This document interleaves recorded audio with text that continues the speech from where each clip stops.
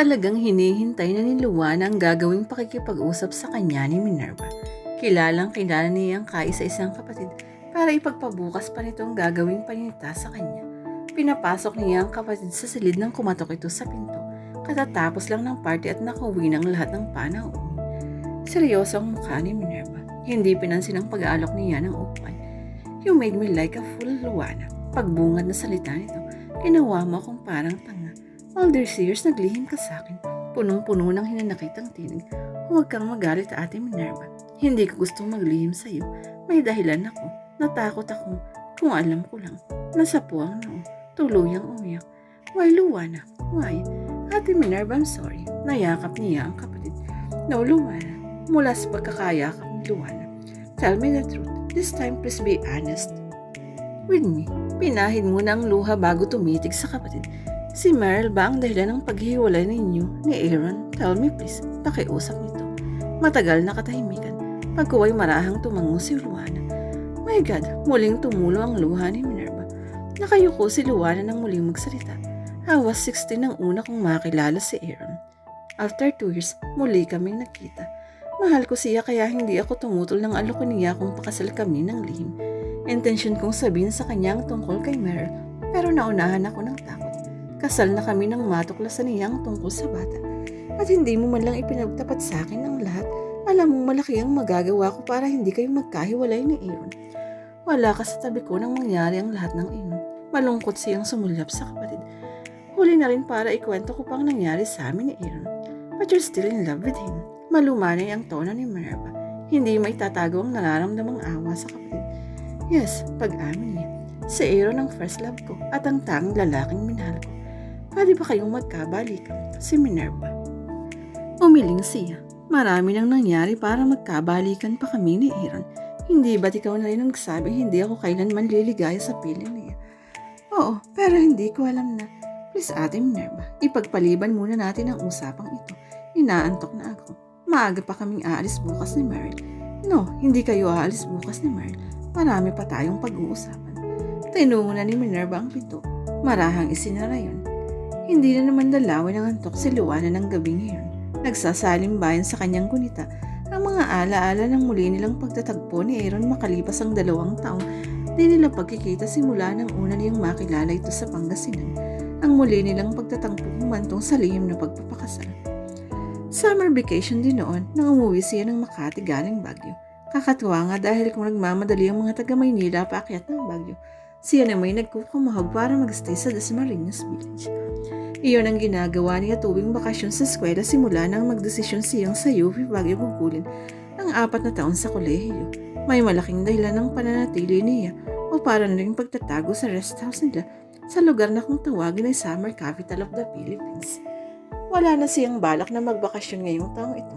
Mas mahalaga sa kanya ang magstay sa rest house at gugulin ng oras sa pag-aalaga kay Meryl. Si Meryl na ngayon ay 1 taon at 7 buwan na. Napaka-cute at napakasarap alagaan. Kung hindi nga lang siya ay pinasundo ng kapatid na si Minerva, hindi siya mapipilitang bumabay ng Maynila. Kagagaling lang ng kapatid mula sa Australia. Gabi na nang tumigil sa tapat ng malaking bahay nila ang kotseng sumundo sa kanya sa Baguio. Kaya nang dati puno na naman ng mga kaibigan ng kanyang ate Minnie ang bahay.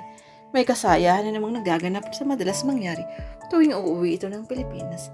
Dahil hindi sanay sa ganoong klaseng pagtitipon, nagtuloy sa sariling silid si Luana. Walang mautosang kutulong, napilitan muling bumaba para kumuha ng makakain sa kusina. Nasa likod bahay ang ginaganap na party kaya walang tao sa madilim na sala. Habang binabagtas ang pagtawid sa sala, naramdaman ni Luana na may taong sumusunod sa kanyang likuran. Tumiyan po iyon at humandang lingunin kung sino man ang kanina pa sumusunod sa kanya. Pero bago pa niya magawa yun, 2 matitipulong bisig ang bigla nilang sumakap sa kanya mula sa likuran. Hindi siya nakasigaw dahil tinakpan ng malapad na palad nito ang kanyang bibig. Nagpumiglas siya ngunit hindi siya binitiwan ng may hawak sa kanya. Nang mapagod ay nanghihinang pinabayaan niyang patuloy siyang hawakan ng taong iyon. Mahabang sandali ang lumipas bago niya naramdamang dahan-dahan siyang inikot nito paharap. Hindi niya alam kung pagkagulat, pagtataka o kasiyahan ang naramdaman ng mamukhaan ng lalaki. You? What are you doing here? Manghani ang tanong. Hindi niya inaasahang muling makikita ang binatang nagkaroon ng malaking pitak sa puso niya. Hindi niya inaasahang makikita pa ito dahil hindi ba't pinagmatigasan niyang huwag makaharap noon ng lalaki. Kahit pa nga 2 beses siyang tinangkang kausapin ng binata, 1 linggo pagkaraang makabalik siya ng Maynila galing ng Pangasinan. Maaari sanang magbago ang loob niya at tinanggap ang pakikipag-usap niya. Kaya lamang hindi niya nagustuhan ang aruganteng approach sa kanya ng binata. Basta na lamang darating at akala mo kung sino mag-uutos na gusto siyang kausapin. Kung ilang beses din niyang iniwasan ang pagtatangka ng lalaki na makausap siya sa telepono. Nawala na lamang siya ng balita sa binata. Nang makalipas pang ilang araw ay bigla na lang dumating ang kanyang ate Minerva mula Sydney, Australia. Biglaan din ang naging pag-akyat nilang magkapatid sa Baguio at pagkatapos nun ay nagpasyan siyang manatili at mag-aaral sa lugar na yun. Kumusta ka na? Titig na titig sa kanya ang lalaki. You're nearly scared me to death. Napapigit siya. Ngayon palang nakakabawi sa nararamdamang takot kanina. I'm sorry, mahinang wika nito. Sinundan kita nang makita kong dumating ka. Kanina pa ako dito. Hinihintay kong bumaba ka. Napapitlag si Luana nang hawakan siya sa mukha nito. Hindi mo pa sinasagot ang tanong ko. Bakit nandito ka? Bagya siyang dumistansya dito. Malakas na malakas kasi ang tibok ng puso niya ngayon. Kung mayroon mga pinagbago ang lalaki sa 2 taong di nila pagkikita, yun na yung lalo naman itong pagiging simpatiko. I came here to see you. Huwag mo nga akong biruin. Nagsimula siyang mainis. Okay, I'm here because I was invited. Ni Ate Minnie? Kilala mo si Ate Minnie? Obviously, maikling sagot nito. Mula sa maluwang na pinto ng sala, marinig ang mga boses ng 2 papalapit na babae. Parang dito ko napansin pumasok si Aaron kanina. Boses ng kanyang ate Minerva. Napatigil ang mapansin na 2 taong nasa pinakasulok ng sala. Luana, napabilis ang hakbang ni Minerva. Sinusundan ito ng isa pang matangkad na babae. Luana, oh I'm sorry. Hinalikan at niyakap siya ng kapatid. Hindi ko alam na dumating ka ni. Kanina ka pa ba? Masuyong tanong nito. Hindi naman. Kadarating ko lang. Huwag ninyong sabihing magkakilala na kayo ni Engineer Aaron Lacson. Nagpalipat-lipat ang tingin. Nakilala ko na siya noon sa Pangasinan. Kapatid siya ng kaibigan kong si Jessica. Really? So alam mo na rin pinsan ni Aaron ang dati kong boyfriend. Maang nang narapatingin siya sa kapatid. Ni Ronald Lacson? Malungkot na tumango si Minerva. Magdadalawang taon na kasi silang break ng dating number. By the way, this is my friend Nicole Villarama. Pakilala ni Minerva sa katabing babae. Siya ang girlfriend ni Aaron. Girlfriend? Mistulang tinarakan ng kung anong matalim na bagay ang puso ni Luana sa narinig.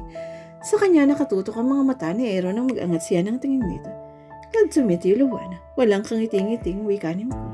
Mula ulo hanggang pa akong titigan siya ng babae. Hello, pilit siyang umiti dito. Yung niwasang mapasinga, mangot, nang makitang ikinawid ni Nicole ang isang kamay sa likod ng bewang ni Aaron. If you will excuse me, pupunta lang ako ng kusina. Gusto niyang lumayo sa lugar na ito. Hindi niya may paliwanag ang nararamdamang pagsiselos kay Nicole Villarama. Parang ibig niyang hilahin ang buhok ng babae mula sa pagkakahilig sa balikat ni Aaron. Why don't you join us? Hindi niya inaasahang pagtatanong ni Aaron. No, thank you. Paiwas niyang tanggi. Huwag mo nang ayayin ang kapatid ko. Hindi yan umaattend ng party ko. Si Minerva. Di ba ang cute-cute ni ate? Ang bilis rin niyang maglakad. Excited na pagkukwento. Niluwa na habang pinagmamasdan ni Minerva ang ilang picture ni Meryl na ipinakita niya dito. Walang mababasang anuman sa ekspresyon ni Minerva nanging sa uli ang ilang larawan kay Luana. Hindi ka na ba dadalaw sa Baguio bago ka bumalik ng Australia? What for? Buntong hininga muna ni si Minerva. Humarap sa salamin ng tokador. Sinuklay ang maikling buhok. 1 buwan lang halos ang bakasyon ko. After 3 weeks babalik na kami sa Sydney. Wala na akong time para pumunta pa sa Baguio. Malungkot na pinagmasdan ni Luana ang kapatid. I thought gugustuhin mong makita ang bata. Pagalit na humarap sa kanya si Minerva. Hindi ba na pinag-usapan na natin ito? Napayuko si Luana. I'm sorry. Matagal na katahimikan. Hindi mo na ikwentong nagkakilala kayo ng Engineer Aaron Lacson. Pag-iba ni Minerva ng usapan. Hindi siya kumimbo. Nakilala namin siya ni Nicole sa Sydney last year. Si Minerva. Nangingiti sa sarili. Hindi na pinakawala ng kaibigan ko ang lalaking yun nang malaman niyang good catch ang hinyerong yun. Good catch. Napangat ang tingin niya sa kapatid. Huwag mong sabihin na hindi mo alam na si Aaron Lacson ay isa sa may-ari ng pinakamalaking construction company sa Pilipinas. Umiling siya. Ang ama daw ni Aaron ang original na kasosyo doon. Nang mamatay ang matanda, kay Aaron ay pinamana ang mga stock sa pag-aari nito. Mayroon silang branch sa Australia na pinamamahalaan ng pinsan niyang si Ron. Nagkikita ba kayo ng lalaking yun? Si Luana. Hindi na. May kakaibang galit sa inyo ni Minerva. Hindi imposibleng magkita kayo. Nasa Australia rin si Ronald. Posible, pero wala akong intensyong magpakita pa sa lalaki nun. Ibinagsak ni Minerva ang tangang suklay sa ibabaw ng tukbo. Tinitigan lang ni Luana ang kapatid. Nakakasiguro siyang aminin man o hindi ni Minerva. Kahit paano ay napektahan pa rin ito ng maalaala ang dating katipan. Nalalaman niya sa mga lalaking nagdaan sa buhay ng kanyang ate Minerva. Si Ron ang laksa ng tunay na inibig nito.